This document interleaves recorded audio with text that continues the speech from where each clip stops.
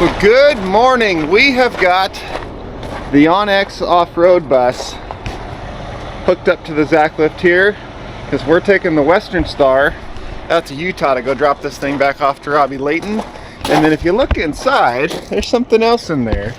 Because since we're going back to Utah, I talked to Zack, Jerry Rig Everything YouTube channel and owner of Not a Wheelchair, and he is going to ship these things to Canada for us. That way we get them up there finally. They sell and ship those things to Canada regularly. Do it all the time, no issue at all. I caught a bad border guard with an attitude that kind of screwed the whole thing up for me. So since this is going out to Utah, those are going back to the Not a Wheelchair factory and getting shipped up to Bruce straight from them like they normally do, because I said I was donating those to the Bruce Cook Foundation, and that's what we're gonna do one way or another. So everything is all checked out, ready to go. We're gonna hit the road and head to Utah. We're off out through the nice and smoky desert. There's lightning fires in every direction, and last night another dry thunderstorm rolled through, a bunch more lightning strikes, so I'm sure today and over the next few days a bunch more lightning fires will start off. But very smoky out, has been for a good bit. It's been kind of a rough fire season already, and we're not even really into it yet. Oh, somebody dropped stuff. So we're in Burns, Oregon, getting some fuel, topping off before we head out across no man's land to the east. It's really smoky out here too. You see there's fire trucks and different fire agencies all over the place out here. There's some big fires. There's one not too far from here. It's 100-something thousand acres. Hopefully air clears up, we get east. It'd be nice to get out of the smoke, so we shall see. So welcome to Winnemucca, Nevada. I don't know why that guy pulled a U-turn right there when there's this massive parking lot that goes all the way around. He's definitely not the one paying for those trailer tires. Either way, it is 110 degrees in Winnemucca, Nevada right now. And if you're wondering what truck stops smell like when it's 110 degrees outside, just go to the nearest porta potty and do a headstand in the tank. You're pretty close. So we're here, stopped. I gotta do my 30-minute DOT break. For those that ask, I have to run logbooks, all that stuff. Yes, I do logbooks and all that in this truck. I am bound to the same hours of service rules as these guys. So to check everything out, go inside, get some lunch, nice and tight still, and hang out here in Winnemucca, Nevada for the next 30 minutes. Chair's still doing good in there. I should probably go in and actually check on them. This was the tape they had on the mirror. It's not holding up so well, so I put some more wrapped all the way around because it's kind of broke right there. I don't want it to fly off. Light bar battery is still doing good.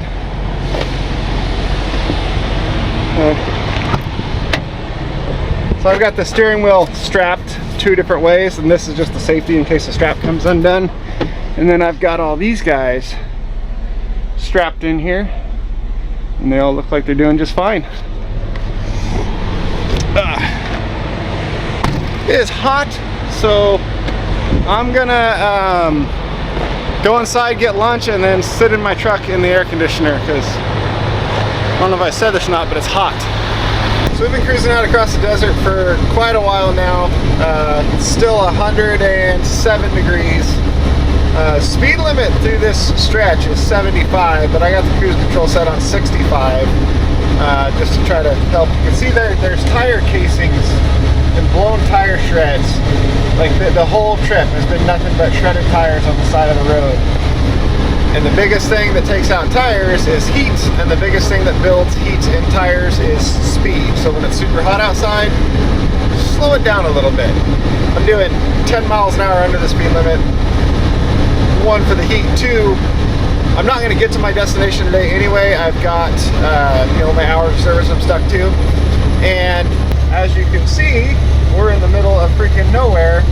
So the last place I'm going to get to that has services to stop at for the night, I'm still going to have an hour of driving time left on my e-log, but it's not going to be enough to get me to the next place out in Utah.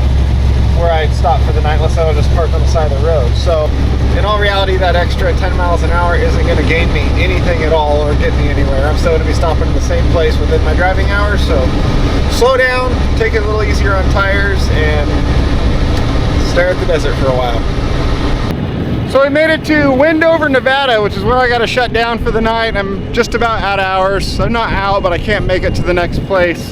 So we're gonna stay here for the night, and if you're wondering, I'm on my electric skateboard. I like to bring that so that I can actually go get real food and not just be stuck to truck stops. But if you want to throw some trash away and go find some dinner, get a few supplies for the night, snacks and drinks, even though I got a fridge full of water. It's actually, no, just some snacks. And then, yeah, go see what we can get for dinner.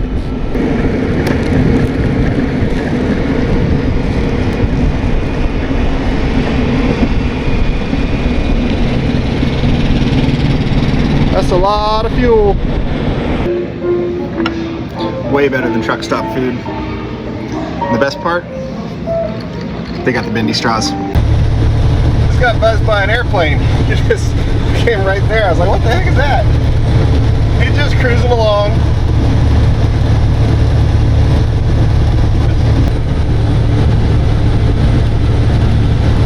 Can't park there, bud. So it is the next morning. We have made it to the Not a Wheelchair factory. I got the rigs unloaded out of the back of the bus there. I just turned sideways to get them out. Waiting for them to open the door. Then we're gonna get these inside where they are gonna ship them up to Canada.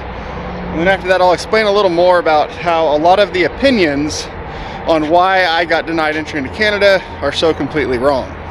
We got the rigs dropped off, and that factory looks so much different than it did when I was here just a few weeks ago. They have made so much progress in there. It is absolutely incredible, and I am not going to take you guys inside and show you because they are that close to being done, and I want Zach to be the one to give the big grand reveal of the new factory. But I will say it is absolutely top notch. This is going to be like first-class production facility. They've done an amazing job in there. So from here, they're going to ship the rigs up to Canada just like they normally do with their normal orders that they never have any issues with. They're going to go straight to Bruce's place, and then I am going to fly up in 2-3 weeks, whatever it ends up being, depending on my work schedule. And then we can complete the whole mission up there with Bruce. So when all this went down, Zach offered to ship them up there straight out of the factory if that made everything easier and solved the problems, which obviously it would. So I told him, absolutely, I'd love that. I'll pay for all the shipping. I'll pay for all the import fees, everything. No problem. That'd be great. And he says, no, I'll pay for all the shipping and I'll pay for all the import fees because I want to help out in this too. And we've gone back and forth over who gets to pay for the shipping and import fees, not who has to pay, who gets to pay. I'm like, no, I'll pay. He's like, no, I'll pay. So either way, one of us is paying for it. They're all going up there, and we're going to get these chairs to the Bruce Cook Foundation. Like I said, we're going to do in the beginning. Took a little longer than we thought. A few more extra expenses in there, but it's going to happen. Now, as far as the previous video, there were a whole lot of opinions on why I failed at getting the chairs into Canada, and most all of them were completely wrong. There's all the people who said I didn't do my homework. I did. I called customs. Like I said, I explained the entire thing we were doing weeks ahead of time, including filming for YouTube, everything, asked what I needed to do, what documentation I needed, all the stuff, even told them what border crossing I was going to, and I showed up at that border crossing with everything they told me I needed to have. The problem was when the border agent flipped the script on me and decided to classify the rigs as something that they're not.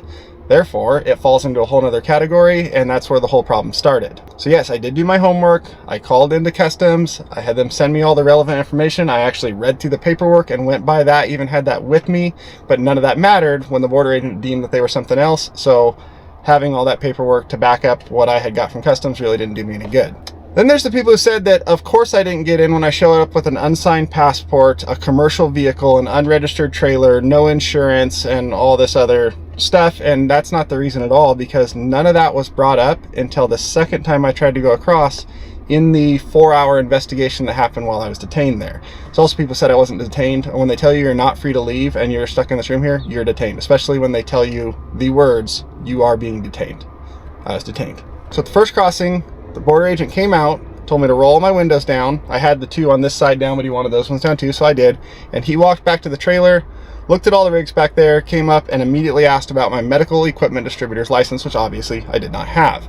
So before a single question was asked, before I said a single word to him, he'd already decided that they were going to fall under the medical equipment category, which is not what they are. And that completely screwed us right there, and that basically put a stop to the whole thing. So it had nothing to do with the vehicle I was driving, the trailer I was pulling, my passport, none of that. They were declined within 30 seconds of me pulling up to the border before I said a single word to the agent. So we had about 5 to 10 minutes of back and forth there at the window, and then they had me pull around a secondary, come in the building, and then it was the 2 border agents there and asked a bunch of questions. I told them we're donating to a nonprofit. They determined that since a nonprofit is technically a business entity, that makes all this fall back under commercial, and then I'd need this Canada revenue license and accounts and all this stuff, even though no money was exchanging hands other than me paying them the duties on the chairs. So it was about another 30 minutes in there in the building with the back and forth on that, when I was just told it was a no at this point, and I was told the words, if you get this figured out, you can come back and try again. They told me I could come back and try again. So I started driving home the scenic route, because I'd gone this main route up and down there 100 times. I'd driven that route in trucks, not across the border, but up to it. And I had planned on going the scenic route up in the begin with, but when the car blew the motor, then the next day it was just make the direct route, we need to get there. So going home, at least take the scenic route. I called Zach with Not a Wheelchair. We went over back and forth. He sent me all their documentation on what they use to get these shipped into Canada, and the Canadian approval and all the stuff that classifies them, how that all works. Everything I should have needed to make the original plan work. So then I turn around to go back to the border, but I am now legitimately like 45 minutes closer to a different border. I didn't think anything of that. I pulled up to that border. The first thing I said to the guy is, so I just tried to cross at this border here. They denied me because of this, this, and this. Here's the paperwork saying that that's not the case. It's actually this, blah, blah, blah. I didn't try to like sneak across another border with a different story, nothing like that. Told them exactly what was going on. They told me to come back and try if I got it figured out. Hey, I've got it figured out, but apparently that wasn't quite good enough. That's when I was asked to pull to the side again, and this time they took my driver's license, my passport, my truck registration, my trailer registration paperwork, which I did have, even though a lot of people said I didn't, insurance information. They took everything, all the documentation I had for the rigs, for the documentation I had from Customs Department from my conversation with them weeks prior, everything. And then I sat in my pickup for an hour and a half before they came out, step out of the truck, hands behind your back, pat down everything, take you into the investigation room, interrogation, whatever it's called. And then I was in that room detained, because they told me I was detained for 4 hours. And it was, they'd come in, grill me a question for 5 minutes, leave me there for a half hour, come back in, do it again. During that time is when all this other stuff came up about the commercial vehicle, the unregistered trailer, all this stuff. No matter how many people want to blame those things for the rigs getting denied entry into Canada, that's not the case, because none of that was brought up until the very end of, at that point, when it was a 5.5 hour detention there. I also said in that video, those are the things they threatened to charge me with. Not a single one of those charges actually stuck. I was able to argue my way and prove my way out of pretty much all of them. My pickup being registered as a commercial vehicle, totally fine when it's not being used in commercial use. I can take that up there, drive it around all I want. That's no problem. The trailer not being registered, it is. I had all the temporary DMV paperwork. What I didn't have was a license plate, a physical license plate on the trailer. I have all the temporary paperwork. The plate just hasn't showed up yet. Now, I understand in Canada, that might be a little different story on the plate not actually being there and temporary paperwork or whatever. So gray area there either way, but I didn't just show up with a completely non-registered vehicle. A lot of people talked about how dare I drive around their country with no insurance and what would happen and such and such. I have, to those of you who said that, I have no idea where you got that idea. I actually have far, far, far in excess of insurance as you do, as it's a multi-million-dollar commercial policy that is valid in Canada, and that trailer is covered under that policy. So there's insurance all the way around, far more than the average person driving down the road. And finally, to the passport thing, a lot of people, why did you try to cross again without signing your passport? Because no one said anything about the passport until I was in that interrogation room for 4 hours. I had no idea the passport wasn't signed or that it even needed to be signed. I don't travel a whole lot internationally. I'm not super up on that. That was a mistake I made. I didn't sign my passport when I got it. I understand that. I am in the wrong on that one. But people, why didn't you sign your passport? That's why you got denied. No one at the first border crossing said anything about the passport. The U.S. border crossing agents, when I came back into the U.S. on that side, said nothing about the passport signature. And even the Canadian ones, when I went back in on the other one, said nothing about the passport signature until that 4-hour-long investigation. So none of those things were the reason that the rigs got denied into Canada. They got denied based on one person's decision at the very beginning. And since then, I've called back into customs and just blank started over of, hey, this is what I'm trying to do. What do I need to do? I got the exact same information I did the first time 2 weeks prior. And they said that's what needed to be done. I said, that's perfect, that's great, because that's what I did, and I got denied because the border agent said this. So what about that? And basically what I was told was, it's the border agent's discretion at the time, so whatever the border agents say at the time is what goes.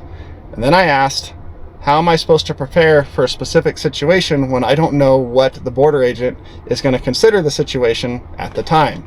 And they told me that's my problem, not theirs. So that's kind of where that ended. I didn't push the issue any farther with them. Then it was, let's work on a different way of getting them up there, which is what we're doing today. So huge thank you to Zach and Not a Wheelchair for jumping back in and helping get these things up there. We're gonna make this happen one way or another. I might not be allowed ever back to Canada by the time this is all said and done, but at this point, it is what it is. We're gonna make the best of it we can, and now we're gonna get this bus up to Robbie Layton's place and dropped off, but that will be in another video, and we'll see you there.